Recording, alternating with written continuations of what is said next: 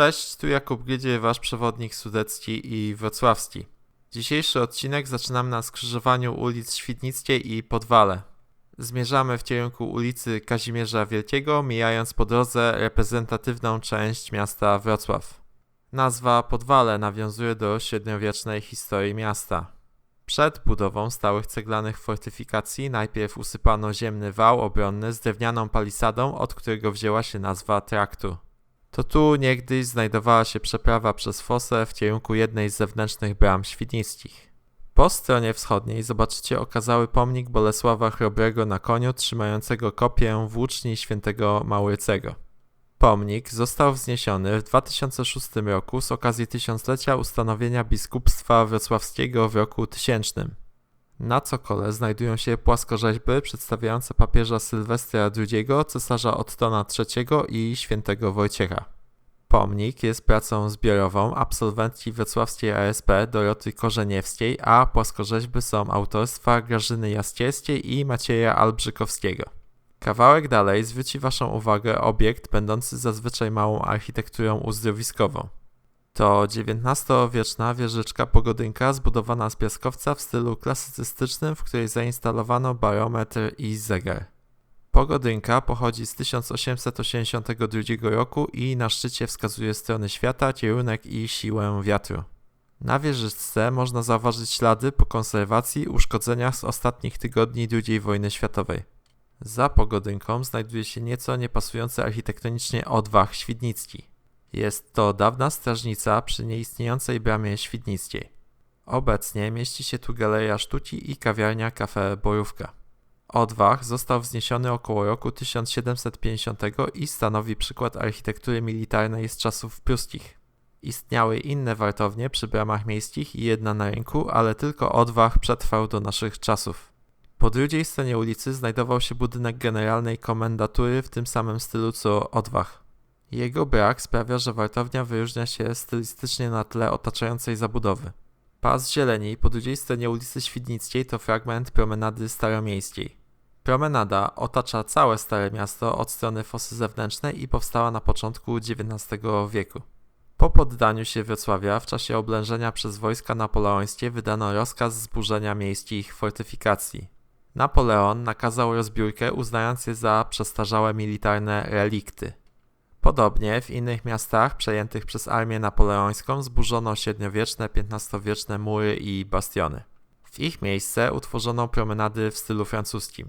Nakazano jednocześnie właścicielom przyległych działek do tworzenia ogrodów poszerzających pas zieleni.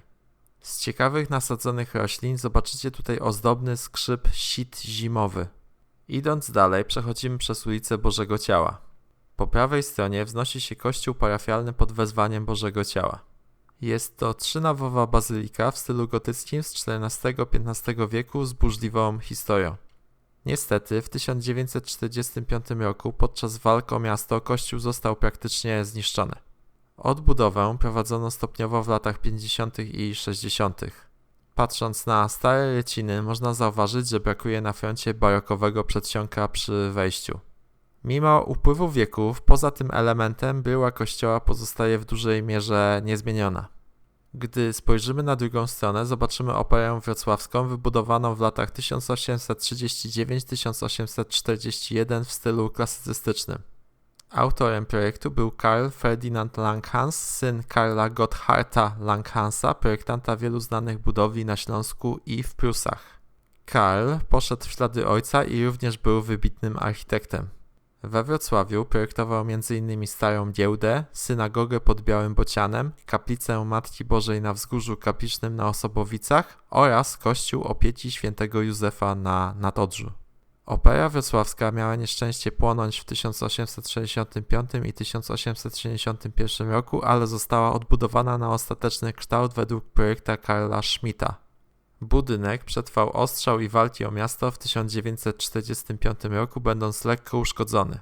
Po wojnie dokonano zmian i zdjęto popiersia niemieckich artystów z elewacji. Nowymi odlewami zastąpiono również uszkodzone rzeźby greckich mus znajdujące się na szczycie opery. Budynek z zewnątrz zachował bryłę i w dużej mierze detale architektoniczne. Przy północnej fasadzie można zobaczyć model miniaturę opery w skali 1:100 z opisem w alfabecie Braille'a dla osób niewidomych. Tym sposobem docieramy do tak zwanego małego rynku wrocławskiego placu teatralnego. Miejsca, w którym spotykają się ulice Heleny Modrzejewskiej i Świdnicka. W średniowieczu znajdowała się tu wewnętrzna brama Świdnicka. Lokalizację upamiętnia mozaika z czerwonego granitu ułożona w chodniku oraz towarzysząca jej tablica informacyjna. Wszystkie średniowieczne obiekty oznaczone czerwonym granitem zostały odtworzone na podstawie wyników badań archeologicznych. Pod naszymi stopami, głęboko w ziemi, wciąż spoczywają relikty dawnych murów miejskich, baszt łupinowych oraz fragmenty średniowiecznych kamienic. Hotel Monopol powstał w miejscu dawnego klasztoru Świętej Doroty przy kościele o tym samym wezwaniu. Okazały hotel z bogactwem detalu wybudowano pod koniec XIX wieku w latach 1891-1892. W czasie wojny budynek został uszkodzony, jego odbudowa trwała do początku lat 60. Hotel od zawsze pełnił rolę reprezentatywnego, luksusowego miejsca we Wrocławiu. Gościł znane postaci ze świata polityki, kultury i sztuki, m.in. nocował tu Picasso i Zbigniew Cybulski oraz wielu innych. Miejsce jest także znane z dobudowanego tzw. balkonika Hitlera. Podczas niemieckiego święta sportu i gimnastyki w 1938 roku Hitler przybył do Wrocławia. Z tego balkonu przemawiał na temat roli młodzieży i sportu dla narodu niemieckiego. Kolejnym obiektem na trasie jest biurowiec Hieronimus, dawny dom handlowy nazywany Szklanym Domem. Nazwa Hieronimus pochodzi od świętego Hieronima, doktora kościoła i twórcy jednolitego przekładu Pisma Świętego na łacinę tzw. Wulgaty. Pod koniec wojny budynek stracił dach i przeszklenia na skutek bombardowań, jednak fasada i detale zdobienia przetrwały. Już pod koniec lat 40. obiekt został ponownie oddany do użytku. W latach 80. na dolnym piętrze znajdował się sklep odzieżowy Dom Pani, a na wyższych kondygnacjach funkcjonował akademik. Fasady wykonane są z czerwonego piaskowca wydobywanego w okolicach Nowej Rudy i Słupca. Po przeciwnej stronie znajduje się kamienica nr 36, dawny dom bogatej rodziny Sachsów. Wcześniej na tej działce stała kaplica Świętej Trójcy pełniąca rolę szpitala i domu dla ubogich. Obecny budynek pełnił funkcję mieszkalną i reprezentacyjną firmy Sachsów. Autorem projektu był wrocławski architekt Karl Schmidt. Parter zajmowała firma, pierwsze, drugie i trzecie piętro przeznaczono na prywatne apartamenty, a ostatnią kondygnację zajmowała służba. Rodzina Sachsów stworzyła wokół siebie tzw. humanistyczny klimat. Ulubionym miejscem spotkań artystów była kawiarnia Café Fachriś, mieszcząca się na parterze kamienicy. Na placu teatralnym obok normalnego MPK znajduje się przystanek Linia Muzealna. Zatrzymują się tu zabytkowe tramwaje i autobusy wrocławskich linii turystycznych. Podczas przejażdżki można podziwiać najważniejsze zabytki miasta. Aktualne trasy i rozkłady można sprawdzić w internecie. Warto zwrócić uwagę na plenerowe wystawy ASP, które regularnie się zmieniają. Prezentowane są tam oryginalne i zaskakujące prace rzeźbiarskie, ceramiczne oraz tworzone w technikach mieszanych. Przechodząc obok, dobrze jest zatrzymać się na chwilę i docenić kreatywność młodych artystów, którzy wciąż potrafią znaleźć nowe formy ekspresji. Idąc dalej na północ, można zobaczyć popularne wrocławskie krasnale, jedną z najbardziej rozpoznawalnych atrakcji miasta.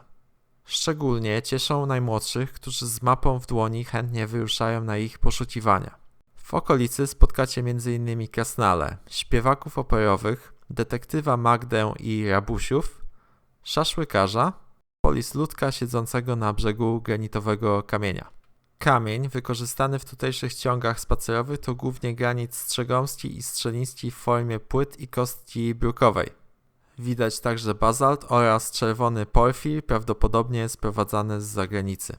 Na powierzchni płyt często można dostrzec szliry i aplity. Szliry to ciemne nagromadzenia biotytu powstałe podczas stygnięcia magmy. Natomiast aplity stanowią hydrotermalne, krzemionkowe wypełnienia spękań w granicie sprzed około 250-300 milionów lat. Skały, po których dzisiaj spacerujemy, mają często tak długą historię jak złożone życie na Ziemi. Ich wiek to 15% czasu istnienia naszej planety i około kilku procent istnienia wszechświata. Dotarliśmy do późnogotyckiego halowego kościoła świętej Doroty, Stanisława i Wacława. Świątynię wznoszono na przełomie XIV i XV wieku, a budowę ukończono w 1401 roku.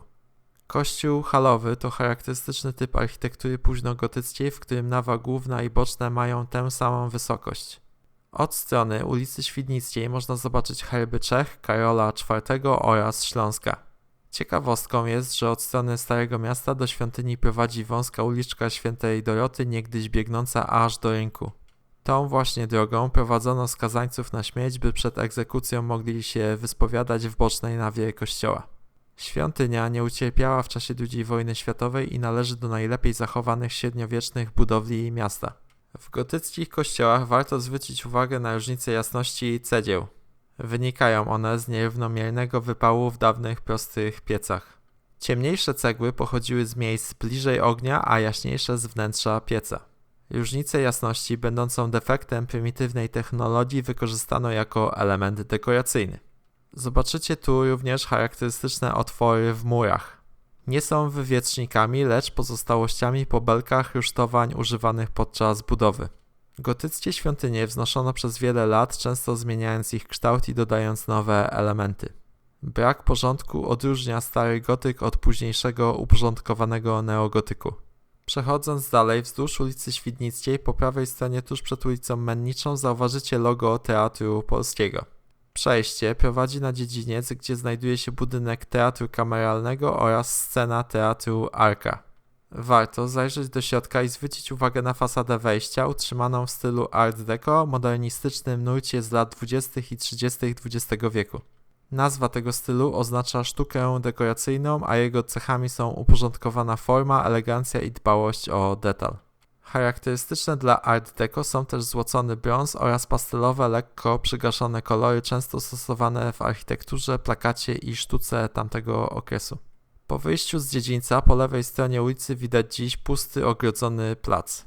Dawniej stał tu postmodernistyczny dom handlowy Solpol. Zbudowany w latach 90. XX wieku, budynek nowatorski i zarazem kontrowersyjny budził skrajne emocje ze względu na swoją kolorową, atrakcyjną formę. Z czasem tracił najemców i znaczenie, aż w końcu zapadła decyzja o jego wyburzeniu mimo protestów miłośników architektury. Po przeciwnej stronie ulicy Świdnickiej wciąż stoi Solpol 2, gdzie można zobaczyć charakterystyczne elementy postmodernizmu i wyobrazić sobie, jak wyglądał jego słynny poprzednik. Zbliżając się do ulicy Kazimierza Wielkiego, warto zwrócić uwagę na kamienicę nr 19 z 1905 roku, dawny dom mody Model House M. Gerstel. Jego elewacja i bogata dekoracja fasady reprezentują wiedeńską secesję Jugendstil, będącą jedynym przykładem tego stylu we Wrocławiu. Budynek wyróżnia się ozdobnymi pilastrami, zdobionymi motywami roślinnymi wykuszem i finezyjnymi detalami, które nadają mu wyjątkowy charakter. Po wojnie mieściły się tu biura i firmy usługowe, a obecnie obiekt jest w trakcie renowacji.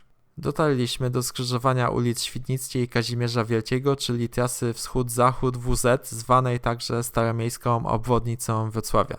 Dawniej w tym miejscu znajdowała się wewnętrzna fosa miejska zwana Oławą lub Oławą Białoskórniczą wraz z linią wewnętrznych fortyfikacji miasta.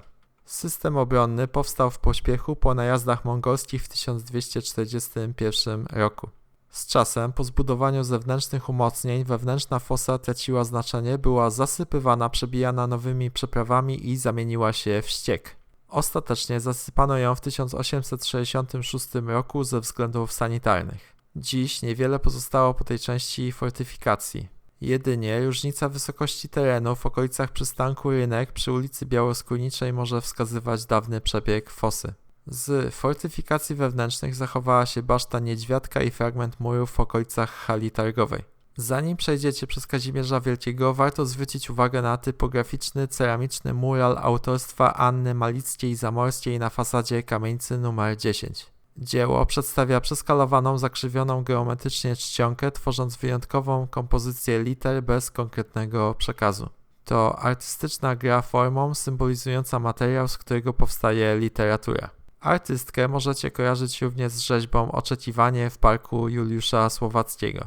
Mural przyciąga wzrok oryginalnością i charakterystycznym stylem swojej autorki.